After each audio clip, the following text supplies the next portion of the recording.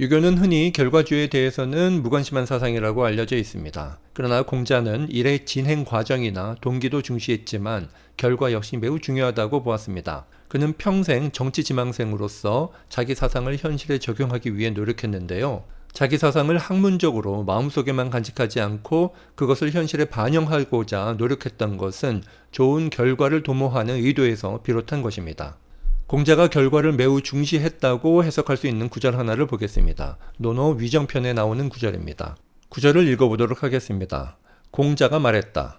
그 행동의 이유를 보고 그 행동의 경과를 살피며 그 행동의 결과를 따져보면 사람들이 어찌 자신을 숨길 수 있겠는가? 사람들이 어찌 자신을 숨길 수 있겠는가? 시, 관, 찰, 소위, 소유, 소환에 대한 해석은 학자마다 조금씩 다릅니다. 먼저 김용옥의 해석을 보겠습니다. 김용옥은 시, 관, 찰의 차이에 큰 의미를 두지 않습니다. 비슷한 내용을 다르게 표현한 문학적 수사의 차이 정도만 있다고 봅니다. 중요한 것은 소위, 소유, 소환의 차이라고 봅니다. 김용옥은 소위를 현재적 행위로 보고 소유를 과거적 동기나 전개 과정이라고 보며 소환을 미래적 지향점이나 가치라고 봅니다. 어떤 사람을 평가할 때 과거, 현재, 미래를 종합적으로 살펴야 한다는 의미로 이 구절을 해석한 것이죠.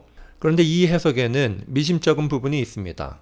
살피는 순서가 현재, 과거, 미래로 이어져 있거든요.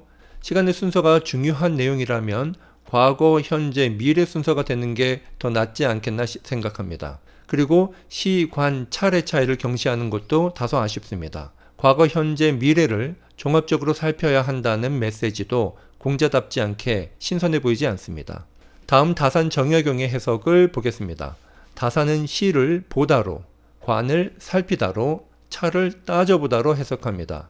보는 강도가 점점 커진다고 해석했죠. 그리고 소위를 행동의 이유, 소유를 행동의 경과, 소환을 행동의 결과로 해석합니다. 저는 이 해석이 타당하다고 봅니다. 시는 의도적으로 무언가를 보는 게 아니라 무언가가 무의식적으로 보인다는 의미로 새기는 게 나을 듯합니다. 영어로 see에 해당한다고 볼 수 있죠. 관은 의도를 갖고 무언가를 주시하는 것을 의미합니다. 영어로 watch에 해당한다고 볼 수 있죠. 찰은 이보다 더 면밀하게 따져보는 것을 의미합니다.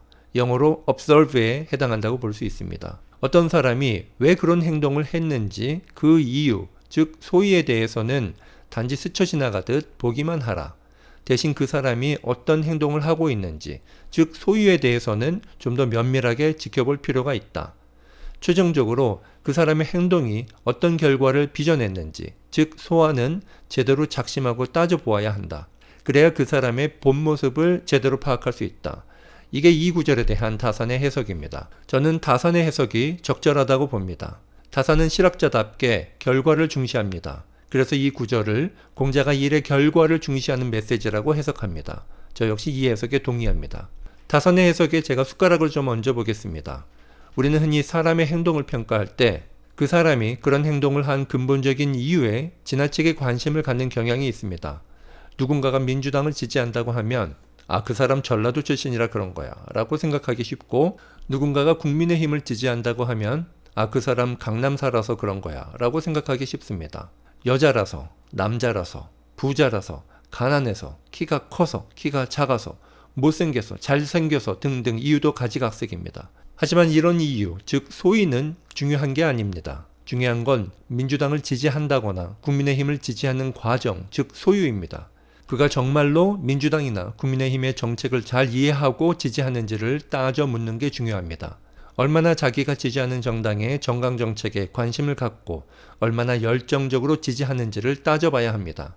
그래야 그의 선택에 대해 좀 더 정확하게 판단할 수 있습니다. 공자가 가장 중시한 것은 일의 결과, 즉 소환입니다. 그가 민주당을 지지했건 국민의힘을 지지했건 그 결과가 어떻게 되는지를 자세히 따져보는 게 가장 중요합니다. 그리고 그 결과가 좋지 않으면 그에 대해 책임지고 반성해야 하며, 결과가 좋으면 다음에도 좋은 결과를 또 기대할 수 있게 됩니다. 현실은 냉혹합니다. 아무리 동기가 좋아도 결과가 나쁘면 안 됩니다. 어떤 행동의 나쁜 결과에 대해 동기를 거론하며 책임을 회피해서는 안 됩니다. 공자의 사상을 인성론 측면에서 발전시킨 성리학은 인간의 감정을 매우 중시합니다. 행위의 결과보다는 행위를 이끈 마음의 관심을 더 많이 가졌죠.